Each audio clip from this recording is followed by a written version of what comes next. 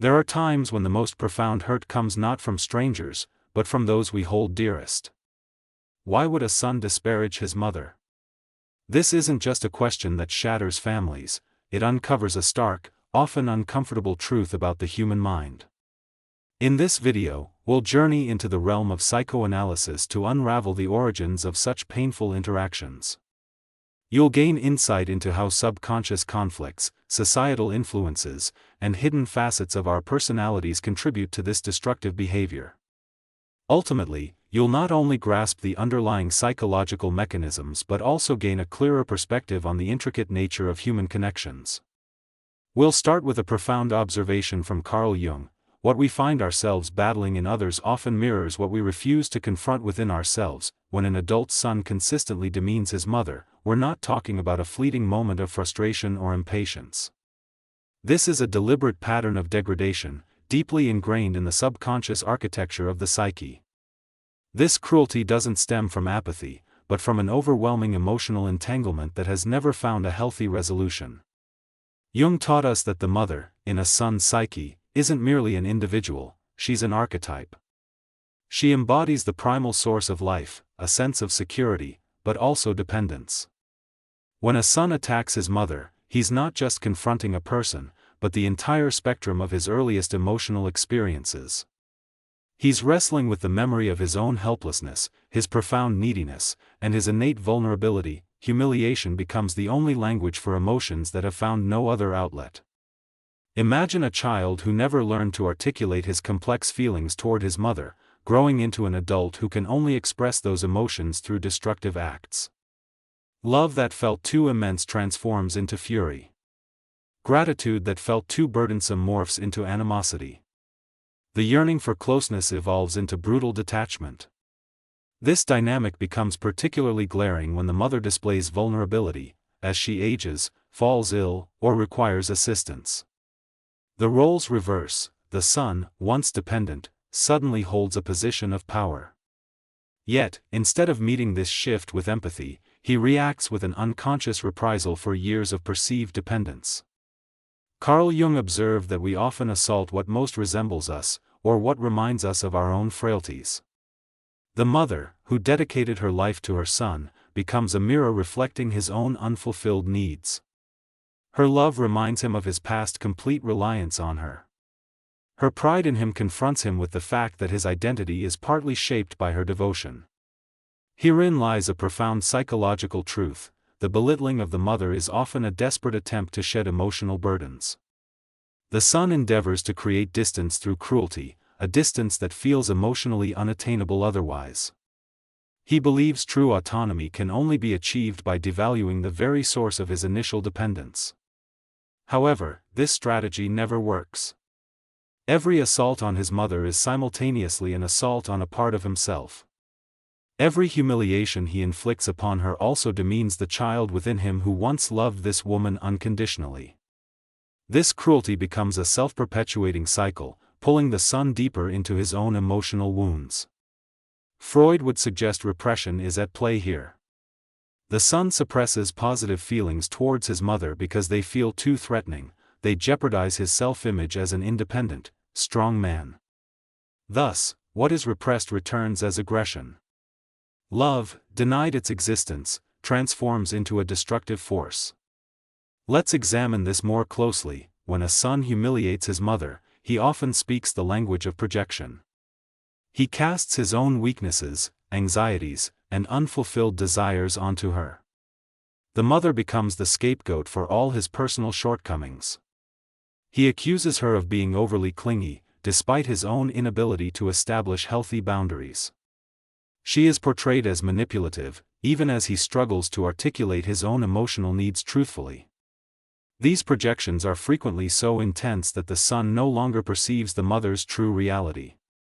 He sees only a distorted image, reflecting his own unconscious conflicts. The vibrant, complex woman fades behind the shadow of his internal battles. Jung also taught us that the shadow encompasses everything we disown within ourselves. When a son systematically demeans his mother, he is often fighting against traits in her that he also possesses but cannot accept. Her emotionality is attacked because he fears his own feelings. Her care is ridiculed because he cannot admit his own longing for connection. The tragedy is that these battles perpetuate a connection that should have long since evolved. The son who humiliates his mother is, paradoxically, still emotionally tethered to her. He fights so vehemently against her precisely because he has never truly separated from her on an emotional level. Aggression becomes a perverse form of attachment. Here, another facet of this dynamic emerges, the fear of individuation. Jung described individuation as the journey through which an individual becomes their authentic self. This process necessitates separation from parents, but in a way that honors both sides. The son who humiliates his mother has never completed this separation. He remains stuck in a phase of rebellion that typically belongs to adolescence. But this isn't the healthy rebellion of a teenager testing limits, it's the bitter rebellion of an adult who never learned to cultivate autonomy maturely. The humiliation of the mother becomes a ritual through which he constantly tries to prove his freedom, when in reality, he's trapped in his own unconscious patterns. In this dynamic, the mother often becomes a tragic figure. She may have dedicated her entire life to raising and nurturing her son, only to find her devotion met with scorn. Yet, she too is not exempt from unconsciously contributing to this pattern. Sometimes, she struggles to let her son go. Sometimes, she clings to the role of the mother because her identity is defined by it. Jung recognized that in every destructive relationship, both parties unconsciously contribute to maintaining the dynamic. The mother who consistently allows herself to be humiliated may be sending unconscious signals that reinforce this treatment. She accepts the role of the victim, believing it's the only way to preserve a connection with her son. However, this acceptance is also an expression of unresolved psychological conflicts. A mother who allows herself to be systematically humiliated may never have learned to recognize her own self-worth independent of her maternal role. She sacrifices her dignity, believing that love demands sacrifice. She confuses self-abandonment with devotion. But the truth is, this kind of sacrifice doesn't help the son, on the contrary, it deepens his contempt because it demonstrates her powerlessness. An individual who doesn't respect themselves will struggle to earn the respect of others. The mother who sets no boundaries effectively teaches her son to exploit this lack of limits. Here, the complexity of the human psyche unfolds in all its tragic glory. Both sides are ensnared in unconscious patterns they cannot perceive. The son fights against a mother who, in the form he battles, doesn't truly exist. The mother loves a son who interprets her love as weakness and punishes her for it. This dynamic is often inherited across generations. A son who humiliates his mother may have witnessed his father treating her similarly. He unconsciously replicates patterns internalized during childhood. The humiliation of women becomes learned behavior, perceived as normal. Concurrently, a mother who allows herself to be humiliated may have experienced a childhood where self-respect was never fostered. She passes on to her son what she herself never learned, the art of respecting and protecting oneself. Thus, a cycle of emotional destruction perpetuates itself, a cycle that can only be broken through conscious engagement with unconscious patterns. This demands courage from both sides, the courage to confront and integrate one's own shadow aspects. Another critical element in this destructive dynamic is what we can term a narcissistic wound. As the son matures and confronts his own imperfections, the mother becomes a threatening witness to his frailties.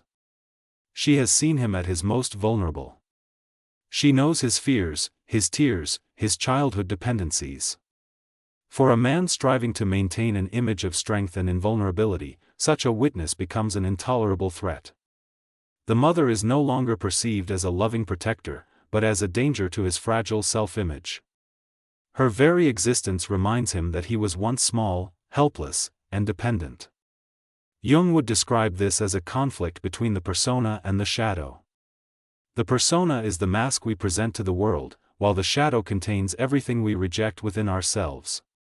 The mother becomes a living embodiment of the shadow because she carries the memory of the son's vulnerable, dependent side. This narcissistic dynamic is further exacerbated by cultural factors. Our society often expects men to be independent, strong, and emotionally restrained. A man who openly expresses love for his mother or appreciates her care is often perceived as unmanly. These societal expectations compel many men to suppress their natural emotional bonds. The humiliation of the mother then becomes a perverse form of self-assertion. The son believes he can only prove his masculinity by devaluing feminine care. He confuses cruelty with strength, indifference with autonomy. This confusion becomes particularly apparent when the mother needs emotional support, when she falls ill, ages, or asks for help. The son often responds with rejection or even disdain. Her weakness confronts him with his own mortality, his own vulnerability. Instead of accepting this reality, he projects his fear onto her, blaming her for his own anxieties. Freud taught us that we often hate what we fear most. The son who humiliates his aging mother may be battling his own fear of aging, dependence, and death. The mother becomes a scapegoat for existential fears he cannot manage. This projection is especially cruel because it punishes the mother for something beyond her control. She is blamed for her own vulnerability, for her natural human needs. The son who never learned to contend with his own weaknesses transforms his mother into the embodiment of everything he disdains about the human condition. Jung recognized that the integration of the shadow is an essential aspect of psychological development. The son who humiliates his mother has never completed this integration. Instead, he has projected his shadow onto her, fighting it where he believes it is safest. Yet, this strategy never leads to true liberation, it only deepens the internal chasm. The true tragedy is that this humiliation often intensifies precisely when the mother most needs love and support. The son who attacks his mother in her vulnerability deprives himself of the opportunity to cultivate genuine maturity and compassion. He remains stuck in an adolescent stage of emotional development, where weakness can only be managed through aggression. Here we also observe another dimension of cultural conditioning. In our society, men are often not encouraged to demonstrate care or assume emotional responsibility. When an aging mother needs support, many sons feel overwhelmed and respond with rejection. They have never learned to offer loving support because this role has traditionally been assigned to women. Humiliation then becomes a defense mechanism against this sense of overwhelm. Instead of learning how to care, the son blames the mother for needing care in the first place. He punishes her for her neediness instead of recognizing and cultivating his own capacity to nurture. This dynamic is further exacerbated by modern living conditions. Many sons live geographically distant from their mothers, juggling their own professional and family obligations.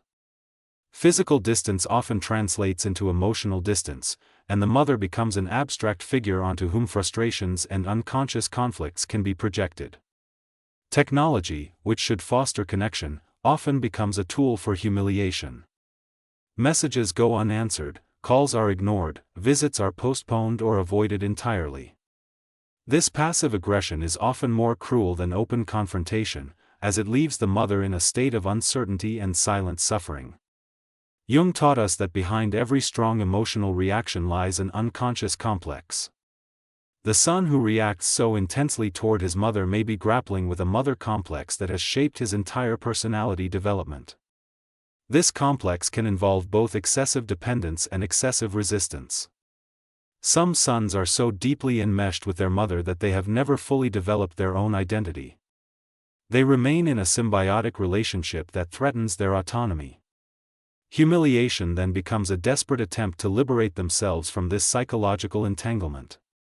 But instead of healthy separation, they choose the path of destruction. Other sons, in contrast, have developed an excessive aversion to anything maternal. They fear any form of emotional closeness because they equate it with a loss of autonomy. The mother becomes a threat to their hard-won independence, and they respond with preemptive aggression. Both extremes demonstrate that the relationship with the mother never achieved a healthy balance. The son never learned how to be both connected and autonomous simultaneously. He swings between total enmeshment and total rejection, never finding the middle ground of mature love. The mother in this dynamic is frequently a tragic figure, caught between her own emotional needs and the desire for connection with her son. She may have built her entire identity around being a mother and cannot let go without feeling as though she's losing her entire purpose for existence. At the same time, she often unconsciously contributes to the continuation of the destructive pattern. Her inability to set boundaries, her willingness to endure humiliation, sends the son the message that his cruelty is acceptable. She becomes codependent in a system that harms both sides. Jung recognized that true healing is only possible through the integration of the shadow and the conscious awareness of unconscious patterns. For the son, this means confronting his own weaknesses and fears instead of projecting them onto his mother. He must learn that true strength lies not in humiliating others but in the ability to deal with his own vulnerabilities. For the mother, it means developing her identity beyond the role of the mother and learning to respect and protect herself. She must understand that true love sometimes means setting clear boundaries and refusing to tolerate destructive behavior. The hard truth is that healing is often only possible when both sides are willing to face painful truths about themselves. The son must accept that his cruelty is a symptom of his own inner weakness. The mother must acknowledge that her self-sacrificing tendencies may be hindering true love. This realization is painful, but it is the first step toward liberation. If both are willing to see through their unconscious patterns, a new form of relationship can emerge, one based on mutual respect and genuine autonomy, rather than entanglement and projection. Carl Jung taught us that the greatest treasures often lie hidden in the darkest corners of our psyche. The destructive dynamic between mother and son also holds the potential for profound healing and transformation. If the son learns to integrate his shadow, he can become a man who is both strong and compassionate. If the mother learns to honor herself, she can become a woman who loves without sacrificing herself. The humiliation that now seems like an insurmountable chasm between them can become the starting point for conscious and mature love. But this demands courage, honesty, and the willingness to explore one's deepest fears and desires. In the end, the question isn't simply why a son humiliates his mother, but how both can find their way out of the shadow. The answer lies not in blame or justification, but in the courageous willingness to recognize and transform one's unconscious patterns. If these words resonate with you, whether as a mother or a son, know that change is possible. The first step is always awareness, the awareness that behind every act of cruelty lies a wounded soul seeking healing. Jung once said, "Everything that irritates us about others can lead us to an understanding of ourselves." The irritating, painful aspects of our most significant relationships are often the gateways to our deepest growth. The mother-son relationship, with all its shadows and complexities, remains one of the most potent arenas for psychological transformation. It reflects not only personal dramas but also the grand themes of human existence: love and hate, dependence and autonomy, life and death.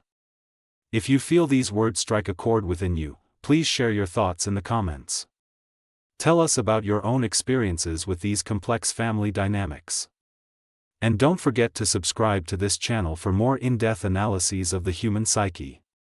Because only by understanding our darkest impulses can we truly find our brightest path forward.